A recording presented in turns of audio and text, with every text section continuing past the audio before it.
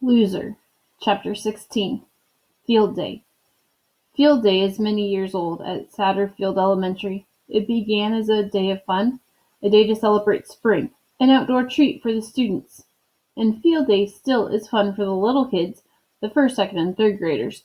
But for the fourth and fifth graders, the big kids, it is less about fun and more about winning and losing. The little kids take part in events designed just for them. The potato roll, kick the pillow, basketball boomerang, shadow bonkers. For the big kids is races. 10 kinds of races, all of them relays. There's a sack race and the run backwards race and the hop on 1 foot race and the race backwards while sitting on your rear end race. The first 9 races are like that. Goofy, unusual. The last race is just a plain race. To the big, fast kids, it's the only real race. Each classroom is divided into 4 teams, 8 teams per grade. Each team has a color. Students compete only against those in their own grade. Mr. Yalowitz is the coach. From home, he has brought in strips of dyed material, headbands. Team colors for his classroom are purple, red, green, and yellow. Zinkoff is on the purple team. Before they go out for field day, Mr. Yalowitz gathers the students around him and says, "I'm rooting for all you guys. Reds, greens, purples, yellows. It's those other 4th grade measles I don't like." The kids laugh. He's always telling them they are better than the other 4th grade class, and that they and their teacher, Mrs. Soroto, are measles. So let's go out there today and beat the pants off them. They pile hands into the huddle and explode from the classroom and stampede shrieking down the hallway and into the sunshine. The purple team has 7 members. The best athlete among them is a boy named Gary Hobbin, tall and long of leg. Hobbin is not only the fastest purple, he is probably the fastest kid in all of 4th grade. He is also a take charge kind of kid, and when he says, "I'm leading off every race," none of the purples disagree. But when Coach Yalowitz hears about it, he says, "Nobody runs every race. You rotate so everybody gets a chance." Everybody gets a chance, but Zinkoff gets less of a chance than the others. He runs the second leg of the race backwards while sitting on your rear end race, or as the kids call it, the hiney hop, and is quickly left behind by the other 7 teams. But Yolanda Perry and Gary Hobbin are the final 2 legs, and they bring the purples back to a rousing victory by a nose, so to speak. In the hop on 1 foot race, even an incredible final leg by Hobbin is not enough to make up the ground lost by Zinkoff, whose 2 feet are not always enough to keep him upright. The sight of Zinkoff tilting, tottering, lurching, falling brings howls of laughter and mock cheers from the sidelines. Nevertheless, going into the final event, the purples have the highest point total of any 4th grade team. To win the championship, all they have to do is not finish last in the big race. Naturally, 6 of the purples have no intention of allowing Zinkoff to compete, and naturally, Gary Hobbin will run the most important leg, the last leg, the anchor leg, and will propel the purples to glory. But the coach has other ideas. "Zinkoff runs anchor," he says to the 7 gathered purples. Everyone turns to stare at Zinkoff, who's doing jumping jacks to keep in shape.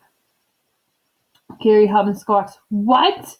You'd run third leg," says the coach. "Give him a nice lead." And off he goes to counsel the reds, greens, and yellows. 6 purples glare at Zinkoff. Gary Hobbin balls his fist and holds an inch from Zinkoff's face. "I'm going to give you the biggest lead anybody ever saw. You better not lose it." "I won't lose it," says Zinkoff. "I always save my best to last." Which, in fact, is not true at all, but Zinkoff imagines it to be, and it sounds like a good thing to say at the time. The big final races run across the length of the playground, through the yellow dust and tufted grass. The starters for the 8 4th grade teams line up at the sliding board and take off at the principal's "Go!" The second runners crouch at the far end, waiting to be tagged by the back of the leadoffs. At the first exchange, the purples are in second place. By the time the second runner tags Hobbin, they are 5 yards ahead. Hobbin blasts out of his crouch and spins like a yellow tornado. True to his word, Hobbin gives Zinkoff such a lead as has not been seen all day. When he takes Zinkoff, the other runners are only halfway down the track. "Go!" Hobbin yells, and Zinkoff goes. Zinkoff's legs churn up the dust. His arms whirl like his mother's mixmaster.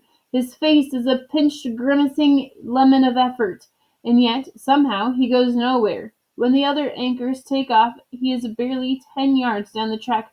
"Run! Run!" Hobbins screams behind him. Unable to contain himself, Hobbins leaves his place and runs up alongside Zinkoff and screams in his ear, "Run, you dumb turtle, run!" Zinkoff runs and runs, the flaps of his headband bobbing behind like a tiny purple tail, and he is still running long after the others have crossed the finish line. Zinkoff comes in dead last. The purples come in last. The purples lose the championship. The purples tear off their headband. They slam to the ground, stomp them into the yellow dust. Zinkoff is bent over, gasping from his great effort, catching his breath. Hobbins comes to him. He kicks dust over Zinkoff's sneakers.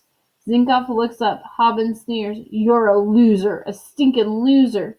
The other purples pile on. "Yeah, you stink at everything. Why do you even do stuff?" "Yeah, why you gotta even get out of bed in the morning?" "He probably even screws that up." One purple shakes his fist. "We coulda had medals." They file by. Some whisper the word. Some say it aloud. Each pronounces it perfectly. Loser. Loser. Loser. Loser. Loser. He hopes his parents won't ask him about field day at dinner, but they do. They say, "How'd it go?" "How'd what go?" he says. "Field day." "Oh, okay," trying to sound like it's not worth talking about. "Don't ask who won," he prays, and they don't. They ask, "Was it fun? What was your favorite race? Did you get all sweaty?" And he thinks he's out of the woods when Polly pipes up, "Did you win?" He screams at her, "No, okay?" And everybody stops chewing and stares, and he runs from the dinner table crying. He half expects his father to follow him up to his room, but he doesn't. Instead, he calls up, "Hey, want to go for a ride?" Zinkoff is always asking to go for a ride, and his father always says not unless there's someplace particular to go, or it's a waste of gas.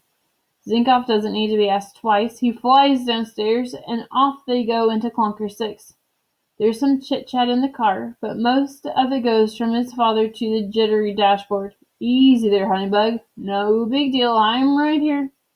The rest is just a ride to no place in particular, wasting gas galore.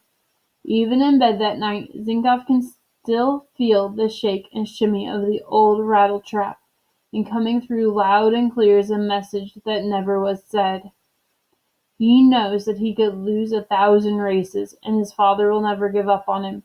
He knows that if he ever springs a leak or throws a gasket, his dad will be there with duct tape and chewing gum to patch him up. That no matter how much he rattles and